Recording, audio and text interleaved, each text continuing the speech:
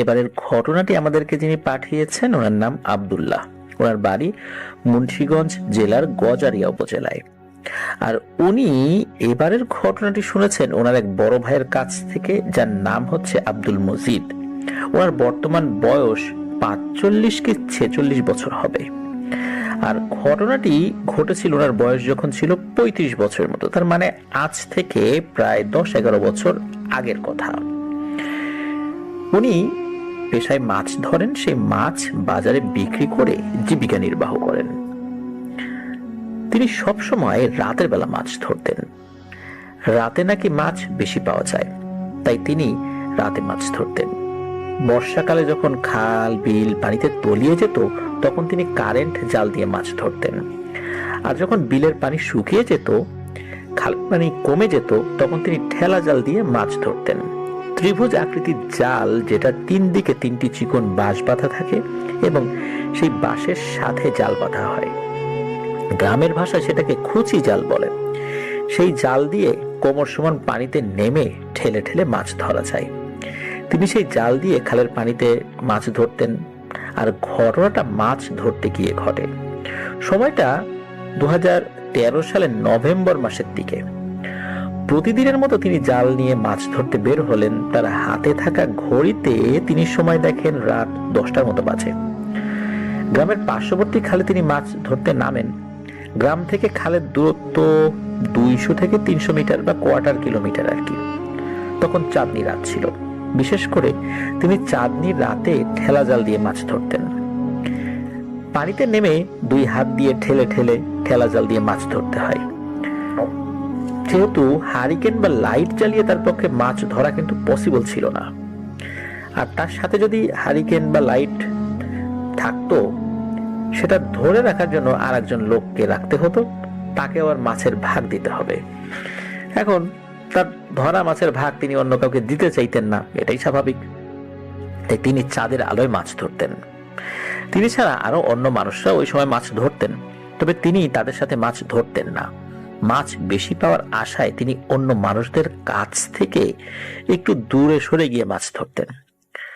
পার্শ্ববর্তী খালে তিনি অনেকক্ষণ মাছ ধরলেন, তবে সেখানে তিনি বেশি মাছ পেলেন না। তখন তিনি মনে মনে ভাবলেন, এখান থেকে 3 মাইল দূরে একটা গ্রামের পরে ফসলি মাঠের মধ্যে একটা খাল আছে, সেই খালে তিনি মাছ ধরতে যাবেন। সেই খালে সচরাচর কেউ মাছ ধরতে যায় না। এর কারণ ওই খাল থেকে কিছুটা দূরে, সর্বোচ্চ 200 ফুট দূরত্বে একসাথে 2টো কবরস্থান। এই জন্য লোকজন সেখানে তেমন একটা মাছ ধরতে যেত না। তো সেই ভাই, মানে এই যে মজিদ ভাই, তিনি আসলে ভয় ডর খুব একটা পেতেন না, তাই তিনি সেখানে মাছ ধরতে যাবেন বলে ঠিক করেন। সে কবরস্থান দুটোর একটাই। সাধারণভাবে যদি কোনো মানুষ মারা যেত, সেখানে কবর দিত। আর কেউ যদি সুইসাইড বা অপমৃত্যু কারো হতো, তাহলে তাদেরকে পাশের কবরস্থানে কবর দেওয়া হতো। 2টো কবরস্থানের পাশাপাশি, 2টো কবরস্থানই একসাথে লাগোয়া। মানুষ 2টো কবরস্থানের সীমানা নির্ধারণ করত 2টো কবরস্থানের মাঝ বরাবর 3 ফুট উঁচু একটা সীমানা প্রাচীর দিয়ে। আর এই কবরস্থানের পাশে একটু দূরে ওই খাল, আর খালের ওপারে আবার একটা গ্রাম আছে। সেই গ্রামেও ওই খালে যাওয়ার পায়ে হাঁটার রাস্তা রয়েছে পাশ দিয়ে, যেটা কবরস্থানের পাশ দিয়ে চলে গেছে। ওই রাস্তাটি কোন রকমের মাটি ভরাট করে আসলে বানানো হয়নি। মাঠে পায়ে হেঁটে যেরকম সরু রাস্তা থাকে, যেটা হাঁটতে হাঁটতে একটা রাস্তা হয়ে যায়, ঠিক তেমন। আর আড়াআড়ি ভাবে খালের দিকে যেতে হলে আগে কবরস্থান ক্রস করে যেতে হবে, তারপর খাল। ওই খালে তিনি মাছ ধরতে যাবেন। আর খাল থেকে কিছুটা দূরে গ্রাম। আর যেই কবরস্থানে সুইসাইডের লাশগুলো কবর দেওয়া হতো, সেই কবরস্থানটা পায়ে হাঁটার রাস্তার সাথে লাগোয়া। আর যেই কবরস্থানে সাধারণভাবে মারা যাওয়া মানুষ কবর দেওয়া হতো, সেই কবরস্থানটা ওটার পাশেরটা। কবরস্থান দুটোতে বেশি ঝোপঝাড় ছিল না, তবে অনেক বড় বড় গাছ আছে। তো ওই বড় ভাই যখন কবরস্থানের পাশ দিয়ে হেঁটে খালের দিকে যাচ্ছেন, তখন ছিল চাঁদনি রাত। চাঁদের আলোয় সবকিছু স্পষ্ট দেখা যাচ্ছে। দেখে মনে হয় পূর্ণিমা রাত। তিনি যখন কবরস্থানের একদম কাছে, তখন তিনি জোরে জোরে হই হই শব্দ শুনতে পান। হই হই শব্দ শুনে তিনি থমকে দাঁড়িয়ে যান, যে ওই শব্দটা আবার কোথা থেকে আসছে সেটা তিনি বোঝার চেষ্টা করছিলেন। তিনি ওখানে দাঁড়িয়ে চারদিকে তাকিয়ে দেখতে থাকেন আশেপাশে কোনো কিছু আছে কিনা। যেহেতু চাঁদের আলোয় সব পরিষ্কার দেখা যাচ্ছিল, তিনি দেখতে থাকেন শব্দটা কারা করছে।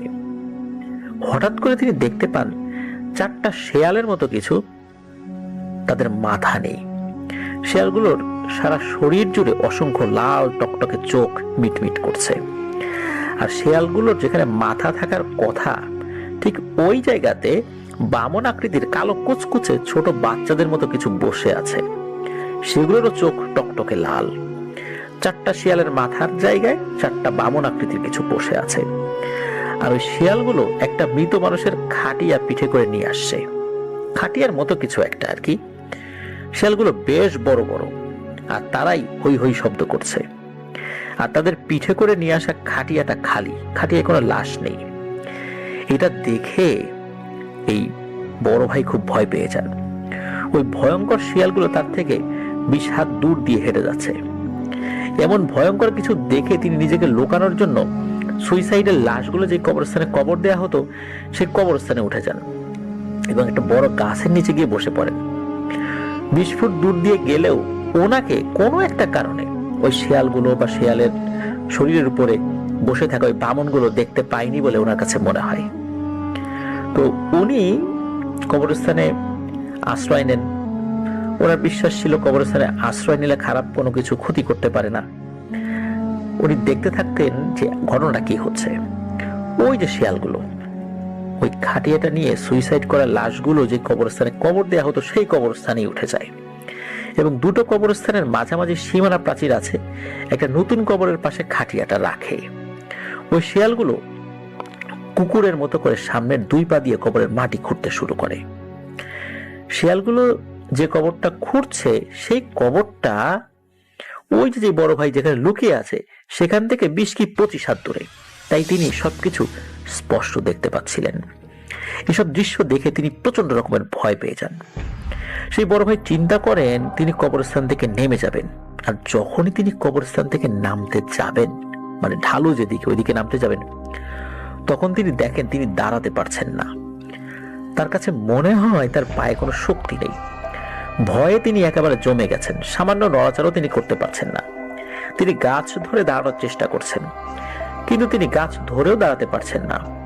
তিনি কিছু সময় চোখ বন্ধ করে বসে রইলেন আর মনে মনে আল্লাহকে ডাকছেন আর মনে মনে যা সূরা জানতেন সেগুলো পড়ছেন। তিনি কতক্ষণ আর চোখ বন্ধ করে বসে থাকবেন? চোখ বন্ধ করে বসে থাকলে যদি সেই শিয়ালগুলো থেকে আক্রমণ করে, এই জন্য বেশিক্ষণ চোখ বন্ধ করে বসে থাকতে পারলেন না। চোখ মেলে তাকিয়ে তিনি শিয়ালগুলো কি করছে সেগুলো দেখছেন। একসময় তিনি দেখলেন মাটি খুঁড়ে শিয়ালগুলো কবরের ভেতরে নেমে গেছে।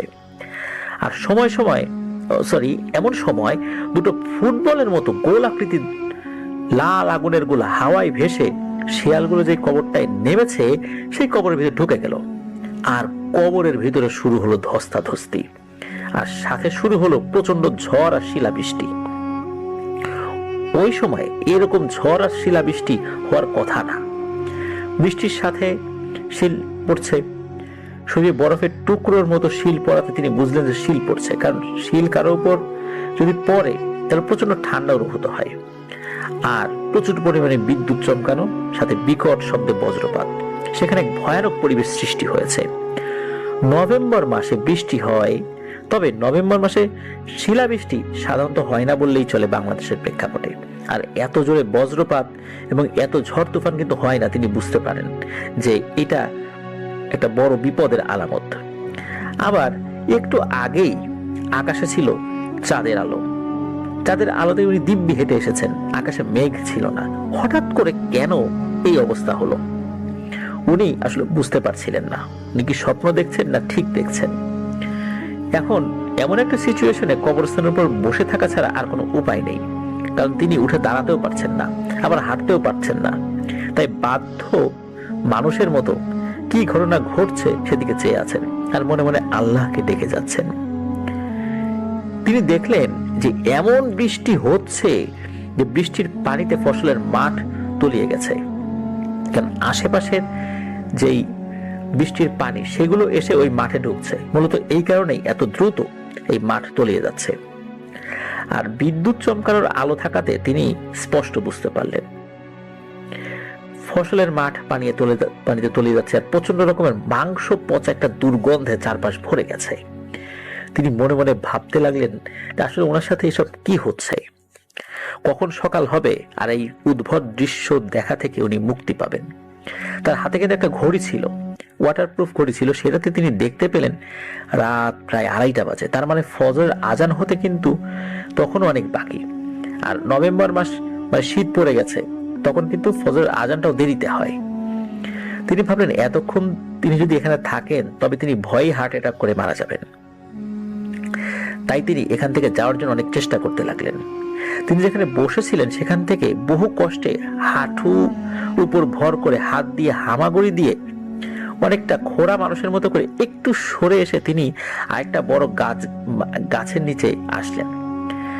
গাছের নিচে আসতেই তার মুখমণ্ডলে কিছু একটা স্পর্শ অনুভব করেন তিনি। তার কাছে মনে হলো চুলের মতো কিছু একটা তার চেহারা স্পর্শ করছে।